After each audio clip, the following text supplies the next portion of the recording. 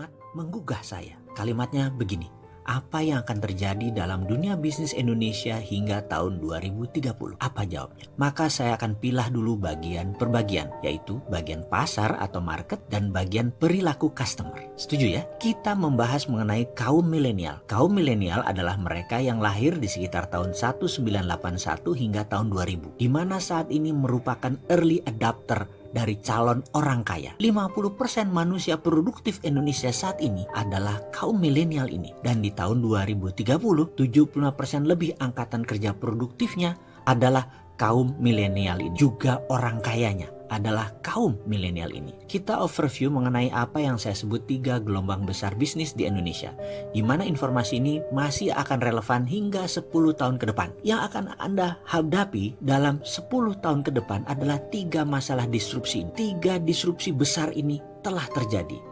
Dan saya bilang bahwa kalau Anda bukan entrepreneur, maka Anda melihat disruption itu sebagai sebuah ancaman. Tapi kalau Anda entrepreneur, maka inilah masa di mana kita menyebutnya the whole new world of business. Dunia baru dalam bidang bisnis. Saat ini ada peluang jutaan banyaknya. Walaupun di sisi lain ada jutaan pekerjaan tutup, ribuan bisnis baru tumbuh dan ribuan bisnis lama juga mati. Itu disruption yang baru. Apa yang di disruption saat ini? Misalnya Matahari dan Ramayana dibunuh sama Bukalapak dan Tokopedia. Travel agent dibunuh sama Traveloka. Tapi di balik itu sahabat, ada jutaan peluang yang tumbuh baru juga. Jadi kalau ada yang mati, pasti ada yang lahir baru. Anda mau bagian yang mana? Ikut bagian yang mati atau ikut bagian yang lahir? Ketika ada 50 produk bisnis industri yang dibunuh oleh milenial, maka kalau ada yang mati, sekali lagi pasti ada yang lahir. Kalau Traveloka itu bagian dari yang lahir karena muncul yang namanya online travel agent. Tapi efeknya banyak travel agent offline yang mati karena bisnis model mereka sudah tidak relevan. Kedepan saya akan ceritakan mengenai 3 disruption yang sekarang mulai banyak orang ketakutan luar biasa. 3 big giant wave di Indonesia yang mendisrupsi pasar dan mendisrupsi perilaku konsumen. Terutama perusahaan-perusahaan kayak Indofood, Astra, Mayora, Kalbe Farma yang besar-besar itu shock sekarang. Karena tiba-tiba muncul pemain yang sama sekali tidak dikenal. Tiba-tiba muncul, tiba-tiba merusak semuanya. Gojek misalnya baru 9 tahun. Ada yang tahu berapa market value-nya? Lebih dari 10 billion dolar. Kalau dirupiahkan berapa? 150 triliun. Itu uang semua, nggak ada kertasnya. Garuda, Anda tahu berapa market valuation-nya? Nggak nyampe 40 triliun. Yang satu 9 tahun, yang satu 40 tahun, bayangkan. Dan yang 40 tahun itu merangkaknya pelan-pelan. Sampai sekarang nggak nyampe tuh angka 100 triliun. Yang satu lagi eksponensial dalam 9 tahun melejit hingga lebih dari 150 triliun. Jadi perusahaan milenial itu seperti tidak ada asetnya. Sahabat, jangan bangga Anda kerja seperti di Astra, di Indofood karena pegawainya ribuan, karena gedungnya di Tamrin atau Sudirman. Sekarang anak-anak milenial nggak bangga kerja di perusahaan begituan karena mereka bangganya kerja di perusahaan yang digital. Misalnya Gojek itu menjadi inceran banyak orang. Padahal Gojek asetnya apa? Gojek nggak punya aset. Motor nggak punya, mobil nggak punya, Gojek nggak bayar BPJS, nggak bayar gaji supir ojek. Intinya aset Gojek kecil. Karena itu bisnis mereka bisa besar karena asetnya kecil. Ini aneh dengan bisnis yang zaman dulu. Asetnya besar-besar gitu ya, dan hutangnya besar. Ini tidak. Sekali lagi, di sisi lain, Netflix itu pegawainya cuma 6.000 orang. Valuationnya lebih dari 160 triliun. Kantor aja nggak punya. Jadi omsetnya luar biasa walaupun asetnya kecil. Karena itulah kunci bisnis digital, asetnya kecil. Lalu diskusi apa yang kita akan seriuskan? Kita akan diskusikan pertama tentang millennial disruption. Kenapa millennial disruption? Karena cirinya sama, yaitu membunuh yang telah eksis lama. Contoh, musik rock. Sekarang saya tanya, ada nggak grup musik rock yang digawangi oleh kaum milenial? Ada nggak? Dulu ada Guns N' Roses, ada Scorpion, ada Dream Theater. Kenapa? Karena musik rock tidak disukai oleh milenial.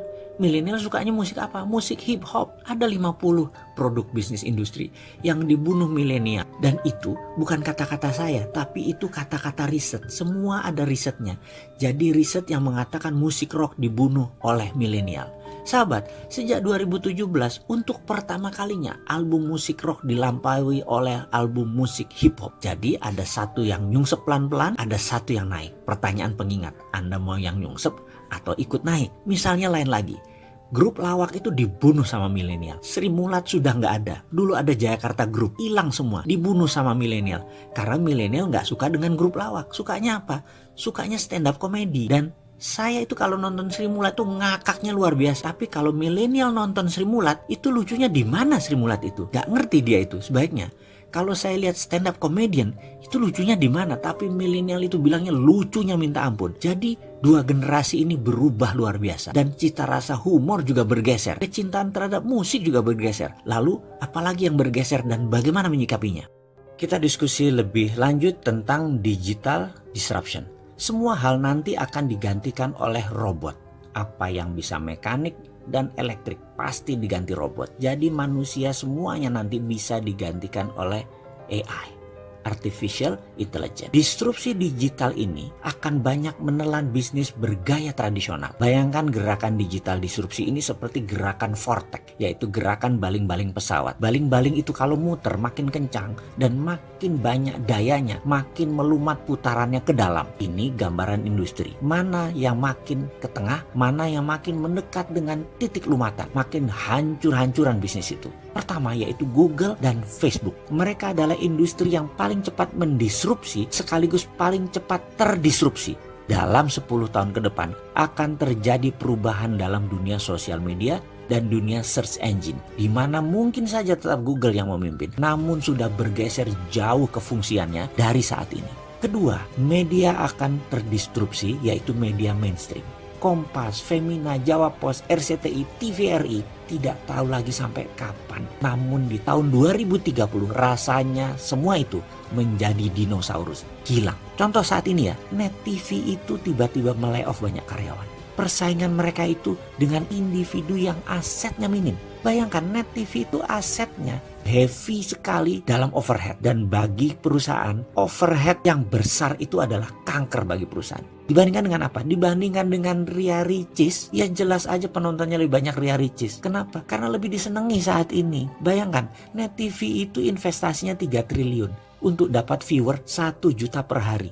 Channelnya Bosman Mardigu itu 1 juta juga viewernya per hari. Dari YouTube, IG, dan FB. Modalnya berapa? Kecil sekali.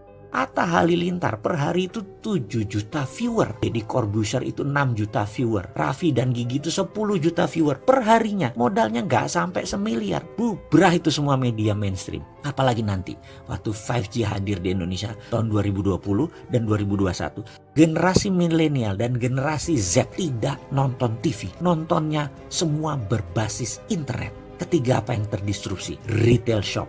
Ramayana, Matahari, departemen store serba ada akan musnah menjadi marketplace digital jualannya. Menjadi personal bisnis itu dan menjadi direct bisnis itu. Produsen langsung ke konsumen dan konsumen langsung request ke produsen. Nggak ada lagi orang tengah, nggak ada lagi pajangan, nggak ada lagi retail shop. Keempat adalah hadirnya fintech, financial technology. Barusan kita cerita kalau banyak bank akan atau sudah mengurangi kantor cabangnya. Ini akan merubah dunia perbankan, baik dari jumlah cabang, jumlah karyawan, hingga jumlah ATM. Di tahun 2030 bahkan, dibandingkan dengan saat ini, akan tinggal 20% jumlah karyawan bank, cabang bank, dan mesin ATM. Karena semua sudah menjadi mobile. Kelima, selanjutnya, apa yang terdisrupsi? Telekomunikasi. WA itu akan melibas semuanya. Telkom akan berubah landscape-nya. Kenapa? Karena mendadak komunikasi menjadi semuanya gratis. 5G nanti bisa gratis. Dan kalau Telkom mengadopsinya telat, baru 2045, Singapura sudah mengadopsinya sekarang, maka di tahun 2021, telepon kita bisa 3. Salah satu teleponnya adalah Singtel. Karena kita nggak bisa tahan lagi udah pakai satelit. Semua wilayah Indonesia di cover dan gratis. Mampus itu Telkom. Tapi itu adalah bisnis yang terjadi bahwa telekomunikasi akan terdisrupt kalau tidak cepat-cepat melakukan perubahan game changing. Kenapa? Karena telekomunikasi merubah dari more for less jadi more for zero. Itulah yang dilakukan oleh digital company. Mereka menghasilkan more for zero. Itulah ciri digital disruption. Keenam, apa yang terdisrupsi kemudian? Edukasi. Edukasi nanti tidak akan pakai ruang kelas dan guru lagi. Apa yang dilakukan? Mereka menggunakan digital, ruang kelas tidak sebanyak sekarang lagi.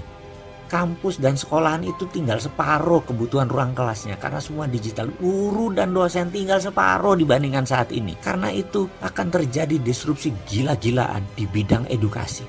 Dan ini akan membuat shock. Kuncinya sekali lagi, dalam digital disruption, cirinya adalah kita menghasilkan layanan yang more for less. Jadi produknya 10 kali lebih bagus dari yang existing, tapi 10 kali lebih murah dari produk yang existing juga. Kalau itu sampai terjadi, maka industri akan digoncang oleh layanan more for less dan more for zero.